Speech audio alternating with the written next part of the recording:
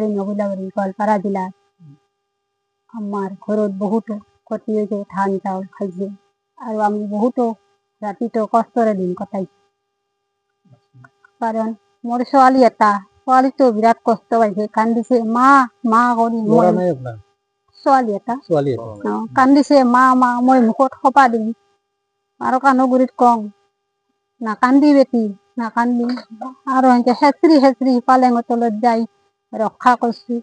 এনেতে বন বিভাগৰ মানুহ আহিল, আমাৰ গাঁৱৰো বহুত মানুহ আহিল, আহিতে কল যে ওলা ওলা ওলা, এনেকে আমাক ওলাই আমি বেলেগ একজনৰ ঘৰত আশ্ৰয় কৰি থৈ আহি তাতে আমি থাকিলো।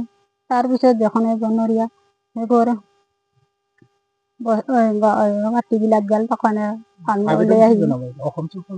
অসম চৰকাৰক হেমন্ত বিশ্ব শৰ্মা ডাঙৰীয়াক অলপ সাহায্যৰ কাৰণে আমি কোনো দুখীয়া মানুহ পৰিখা মানুহ তাৰ কাৰণে অলপ আবেদন জনাইছো, অলপ সহায় কৰে তাৰ কাৰণে জনাইছো।